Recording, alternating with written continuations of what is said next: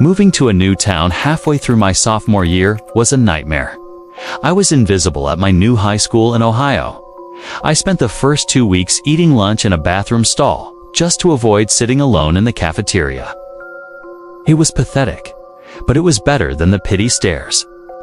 By the third week, I decided to try the library. It was empty, except for one guy sitting at a back table near the history section.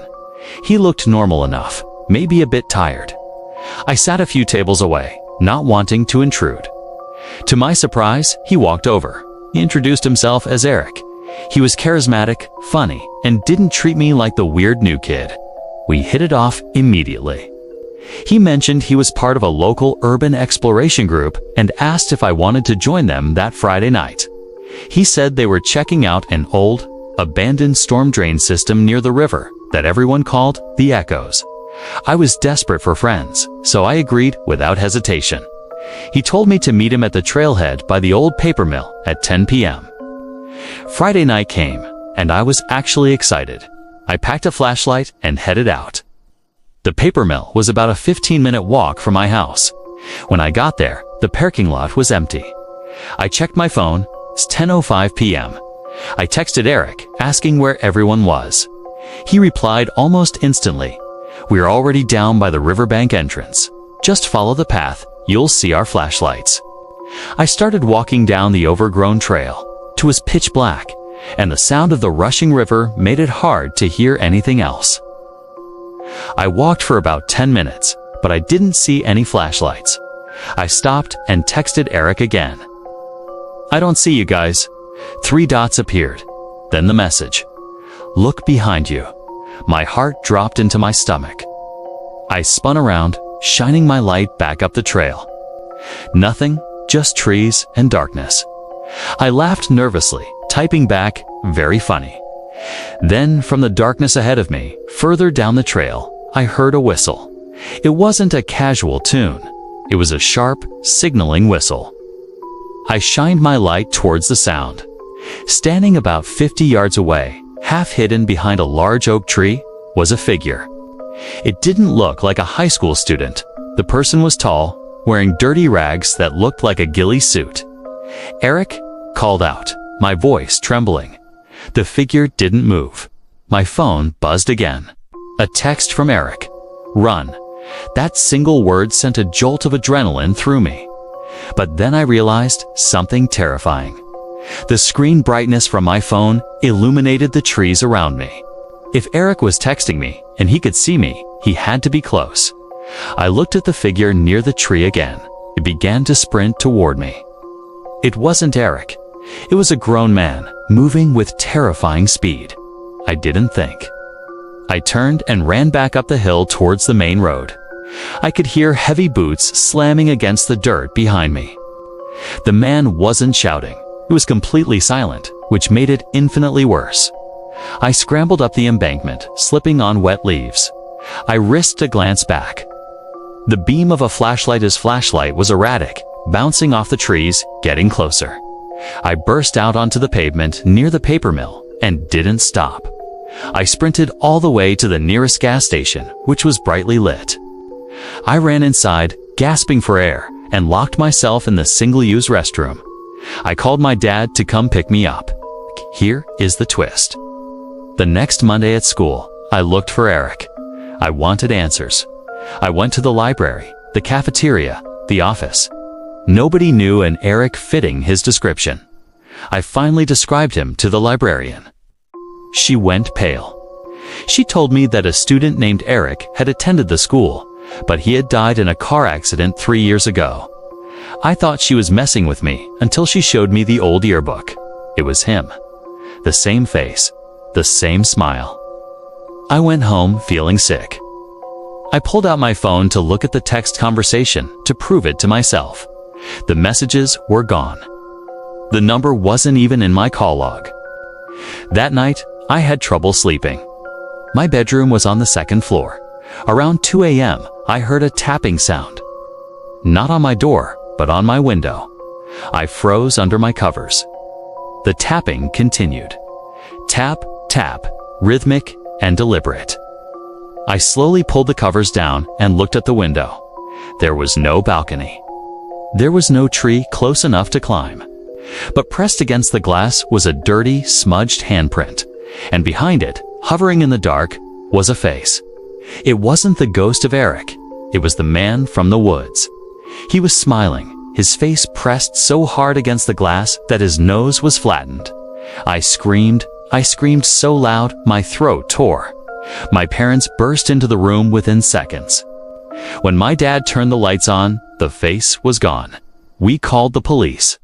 They found ladder marks in the mud below my window and footprints leading back toward the woods. We never found out who he was, or how he got my number, or why he used a dead student's name to lure me out. We moved again 2 months later. I don't answer unknown numbers anymore.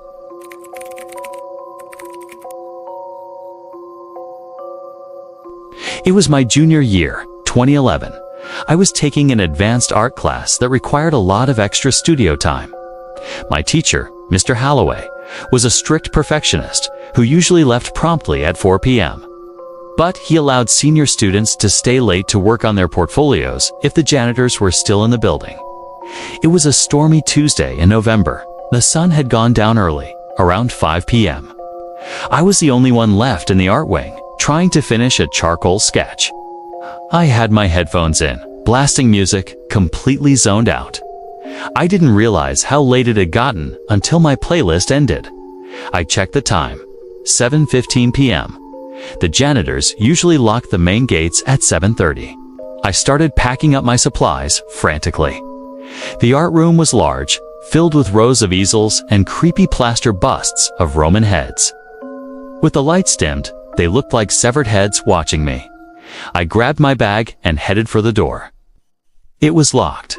That was weird. The door had a push bar on the inside. It should always open. I pushed harder. It wouldn't budge. Someone had engaged the deadbolt from the outside. I knocked, thinking a janitor had just locked up by mistake. "Hello? I'm still in here." Silence. The hallway lights outside were off.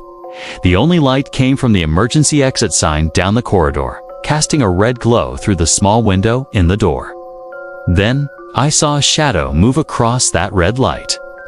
Someone was standing right outside the door, just to the left of the window, pressing themselves against the wall so I couldn't see them. "Mr. Holloway." I called out. Nothing. I backed away from the door.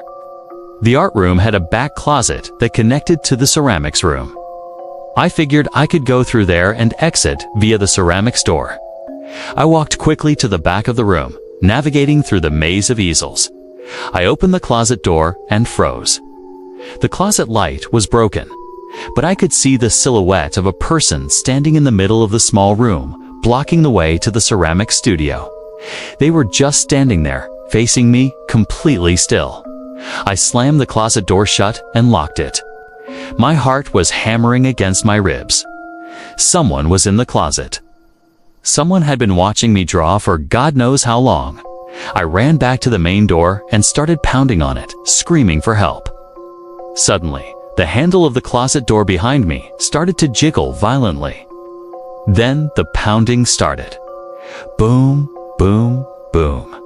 They were throwing their weight against the door. The flimsy lock wouldn't hold for long. I grabbed a heavy metal stool and smashed the window of the exterior door, the one leading to the courtyard. The glass shattered, loud and sharp. I didn't care about the alarm. I climbed through the broken window, cutting my hand on a shard of glass, and fell onto the wet grass outside. I ran to the parking lot where my car was. I didn't look back until I was inside with the doors locked. When I looked up at the art room window, the lights were now off, but I could see a flashlight beam moving around inside. The next day, police found a sleeping bag and a collection of photos hidden in the ceramics kill. Photos of students, photos of me. It wasn't a teacher. A homeless man had been living in the ventilation system and coming down into the art rooms at night. The thought that he was in that closet inches away from me while I was sketching still makes me sick.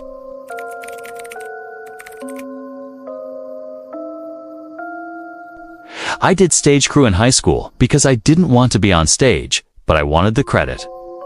Our auditorium was massive, an old 1920s build that hadn't been renovated in decades. It had a complex system of catwalks high above the stage for lighting adjustments.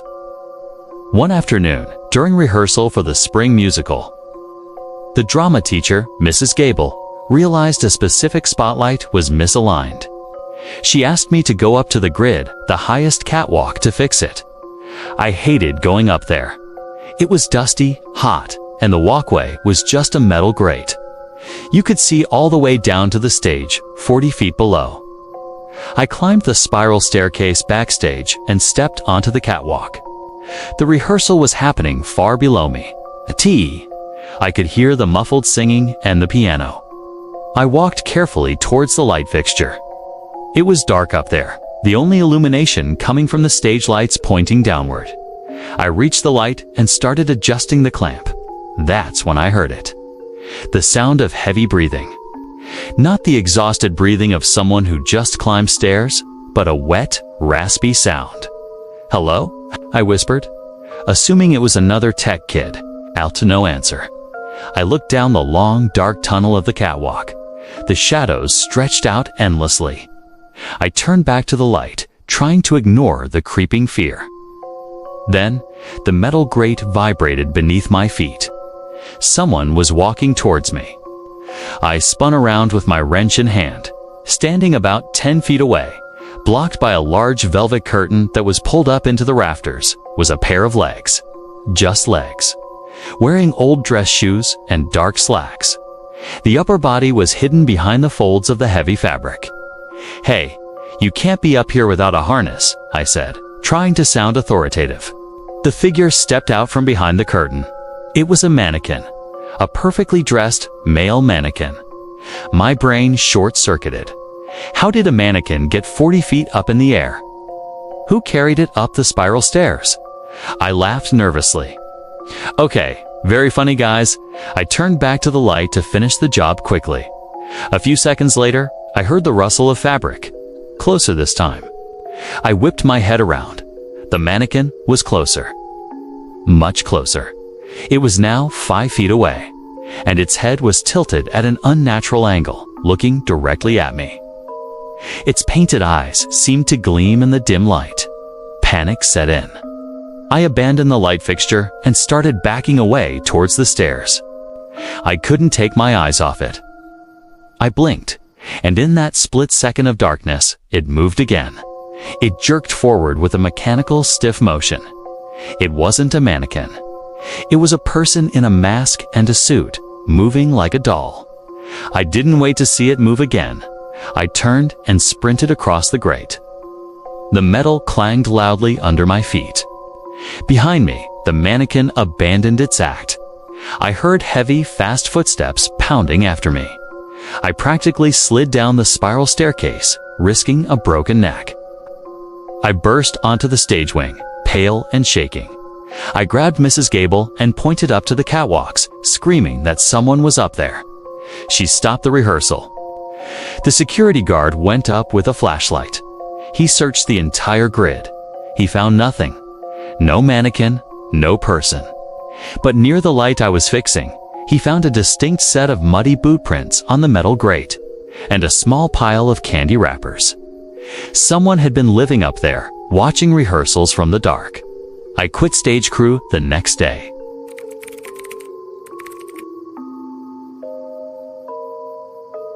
My senior year, my friends and I decided to pull a classic prank, put dish soap in the school swimming pool.